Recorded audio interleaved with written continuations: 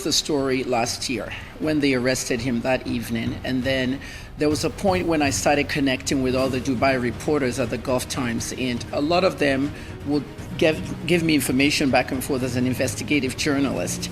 Now, what I did basically was, I just stood by on what was going on. 12 people were arrested, and then I got a tip that they were going to America.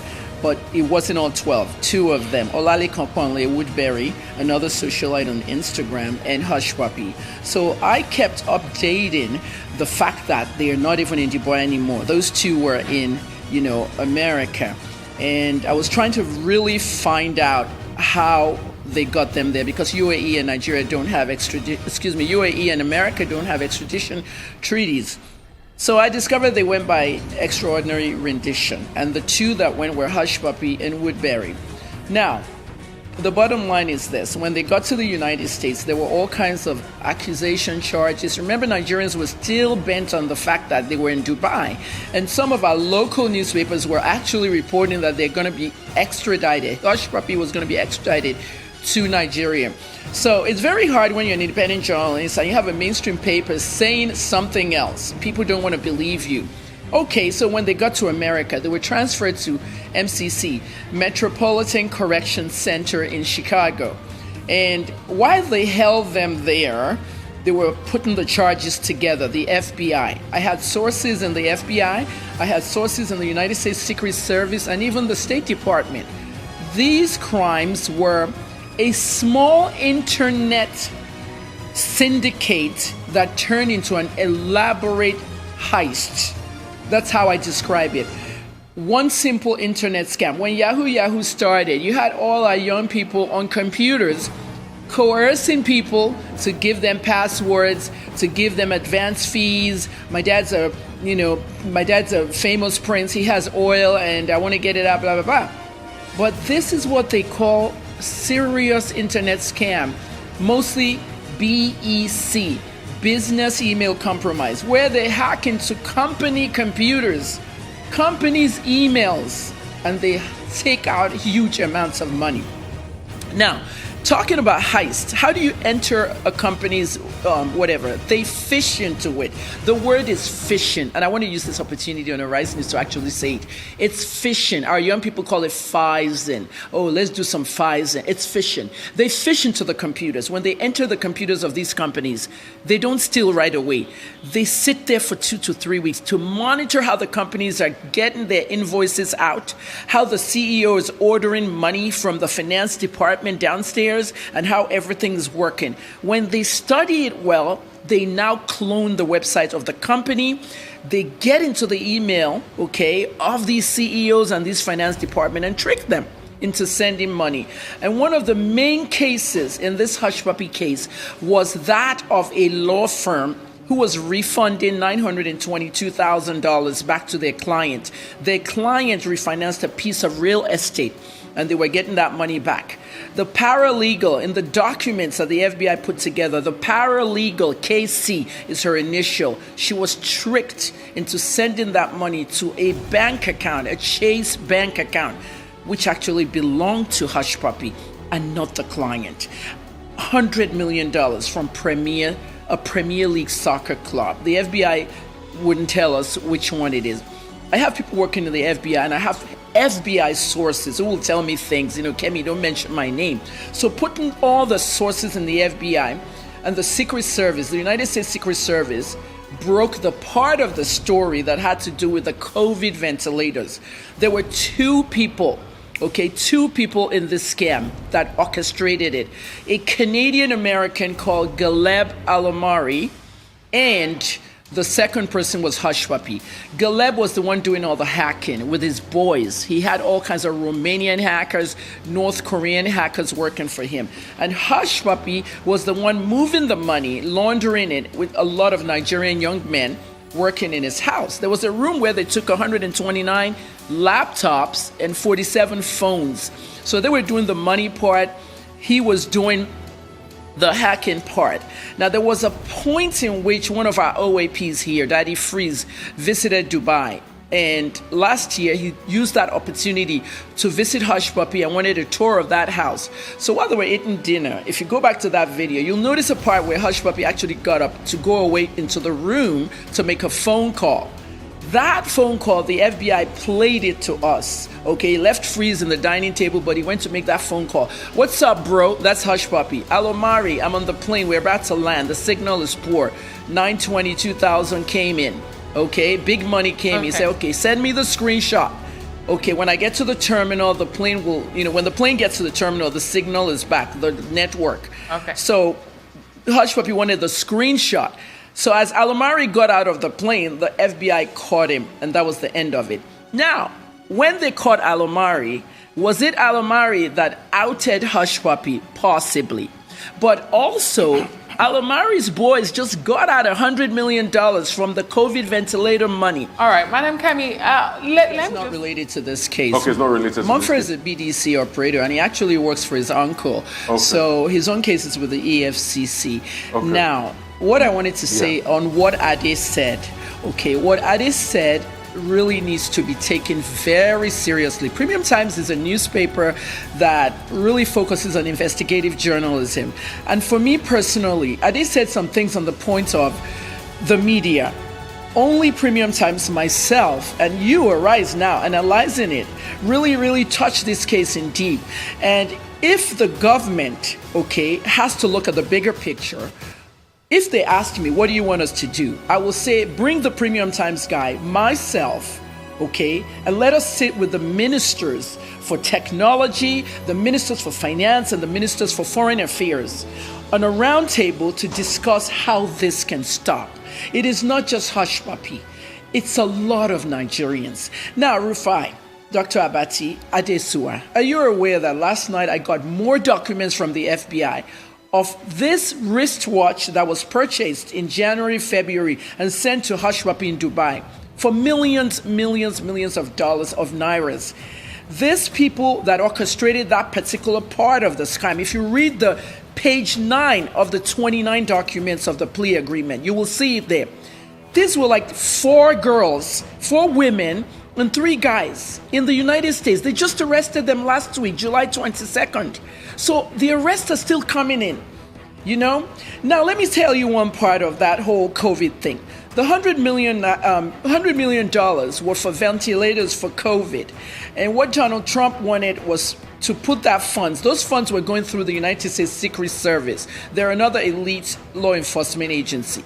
When Alomari hacked into it, reportedly, the $100 million came out. The $30 million, 30% is Hushpuppi's money, and the 70% is Alomari and his boys. So when Hushpuppi had heard, this is according to an FBI source, when Hushpuppi had heard that they've captured Alomari, rather than just go down low, lay low, whatever, he double-crossed. According to my source, he allegedly double-crossed Alomari's boys of that 70 million and kept the whole 100. Out of greed, those boys were the ones that tipped the FBI off on the entire operation. And they found a way to start looking for Hushpuppi. And then Hushpuppi flashed everything and all that. This is one of the reasons why he fired Jill Pisetsky and Vicky Portebreski, the first 2 lawyers who were saying, our client was kidnapped, our client is an influencer. That wouldn't work. I know Louis Shapiro. He's a very good lawyer. And I said it on my Instagram page. When Shapiro gets in there, he's just going to tell the feds, plea deal. And this is the problem we're having now with Woodbury. Olale Kponle, the second in command. This is the boy that was in South Africa. Kponle was in South Africa, and he fled South Africa because they wanted to kill him. There was one particular Yahoo over there called Alibaba. It was a big BEC, and a lot of money came out of it. And I heard our boys, were going to share that money, and Woodbury reportedly fled Dubai when he heard they're going to kill him. He didn't want to release the money. They were going to kill him, the cultist boys. And he fled to Dubai and moved with Hushpuppi. When he got to Dubai, he settled the boys. But at the end of the day, the BEC emails and the scams were still on Woodbury's phone. And that's why he's having a trouble now with his trial in Chicago. They have another lawyer that they've added to that case. I'm covering that too. The next date is August 6th. His name is Thomas Durkin. And Durkin is another very good lawyer. They're paying these lawyers huge amounts of sums. And Woodbury is in what they call a proffer, where they'll sit down with the feds and all that. And Woodbury has still not done that plea agreement. He needs to do the plea agreement because they'll give him 10 years because he's facing 30 years. 10 instead of 30, like Obi Okeke, you know Obiwani Okeke. He confessed and they gave him 10 instead of 30. So this whole BEC stuff from South Africa was still on Woodbury's phone. And the lawyers have looked at it. So we're hoping on August 6th, they'll decide to do a plea agreement too. If you notice, Hushpuppi's plea agreement was done in April 7th. And they just released it to us. They released it to us on the day of the trial 2 days ago. We are calling it, Premium Times and myself, we're calling into that system, PACER, PACER, United States Federal Court, system. They actually did PACER because of coronavirus. Okay. You dial in, you're accredited, you put your code, you can hear everything in the courtroom. For want of time, I want to really chip in more questions here. Sure. You've been following this case. Premium Times has told us why they decided to go after this. Yes. What jumped at you? Why did you decide to follow this case? And if you could just answer as well, for a lot of Nigerians, or some Nigerians, this did not come as a surprise with the luxurious lifestyle Hushpuppi was flaunting on social media platforms. But why do you think anybody should pay attention to this case? Okay, Ajesua, let's get personal. You asked me why did I get into this case. One, I'm a journalist. Number two, the same question BBC asked me in London. BBC London called me. They noticed that Hushpuppi and I had some interaction, okay? I was curious. I wanted to follow what was going on. The interaction was years ago, when I came out of Port Harcourt prison, when I was detained. I was sick, very ill, and I had a huge medical bill, and I had to treat myself. So I did a fundraiser online, and I started going to the DMs of famous stars, people that had money, okay? I'm blunt. I needed the money. So I went to Hushpuppi's page, and I sent him a message, and I did a post. And he said I have to apologize to a certain blogger before he could give me money. I apologized to the blogger. The post is still on his page. I apologized to the blogger and he didn't give me the money. And I called him. I said, you're a scammer. Okay, you scammed me. You let me apologize to my nemesis and you scammed me. At the end of the day, I said something that some people picked up. You're a scammer. So when I heard this stuff, it came from one of the people in that house, Palazzo Versace, that afternoon, 4 o'clock, our time, 7 Dubai. Said they just arrested Hushpuppi. They just raided the house. They just, and that's how I broke the story. Then I followed it since then. And then one of the reporters at the Gulf called me and said, hey, Kemi, Hushpuppi going to America tomorrow. I'm speaking with his Arab accent. He said, Hushpuppi going to America. I said, America? How? Extraordinary rendition. Activists don't like it. They'll pull you from a third country. Look where Hushpuppi is. He's with the U.S. Marshals. He's not in a prison. You know where the Marshals are? They have 2 locations that I know of. One in Colorado, underground bunkers. They have a whole city under the ground. And the other one, Florida, in the middle of the ocean. Helicopters come and go. They can't escape. It's for dangerous fugitives. That's what they classified Hushpuppi as. And then I saw the charging documents. I saw the crimes. I saw everything. So I would say this case is going to end up with a sentence of, well, I'm not God and I'm not a judge, but with my FBI sources, all the U.S. law enforcement sources, and even sources in the U.S. Embassy. The U.S. Embassy here in Victoria Island has an FBI attaché in there, and they have, because they're doing that because it has changed everything about getting a visa.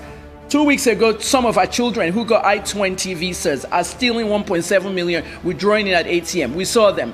So the embassy has to be very careful who's getting the visas, and we want them not to let these kids be affected, the ones that are actually going to school and not doing Yahoo. And so with that being said, I'm looking at 15 years for Hushpuppi. Good behavior, clean, mop, do dishes, be good to other inmates, be respectful. He'll get out in 15 years. Wow. Now, after that 15 years, real quick, I know we don't have time, but after that 15 years, you got another big problem, okay? St. Nevis and Kitts, St. Christopher and Kitts, the passport he's carrying, they're going to revoke this passport. A government official is telling me. Okay, because proceeds of the crime purchase that passport. So we now have to look at investment passports. People can buy a passport for 150,000. Yes. Yeah, we have just about a minute to go. Okay. Many young people look up to the likes of Invictus, Hushpuppi, Woodbury. What will you say to those young people who regard these persons as heroes in their own view, and they want to be like them? What I say to them, I'm already saying it to them. Leave this Yahoo alone, okay? So it brings up the bigger picture, all right? We need money. We want the federal government, I'm saying this now on Arise, and I thank you for giving me this platform. We need the federal government to give us money. I did a content creation seminar 2 weeks ago. This is a 50,000 naira seminar. They don't have that to pay me. They don't have 30,000. I did it for 10,000, and some people did it. Others want to do it. We don't make money from this, but if the government puts this funding out for people like us, my headgear is coming out, for people like us that have this training, let us teach them how to blog, how to create content, how to do comedy skits, how to monetize it, how to make money on the internet, instead of them trying to steal all the time. This is what I'm telling the government. This next election, 2023, put out money to the people that can help the youth. Look at the boy from Abba Technologies, 2 billion invested in Big Brother Nigerian, Patricia, another 1 billion there. Young people sponsoring. The regular sponsors, the detergent companies and all that, 200 million, they beat them out.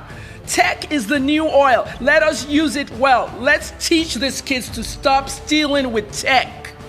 And let the police know. We want the police and the EFCC to know that if they're carrying a laptop, they don't need to be profiled. It is not always Yahoo. Let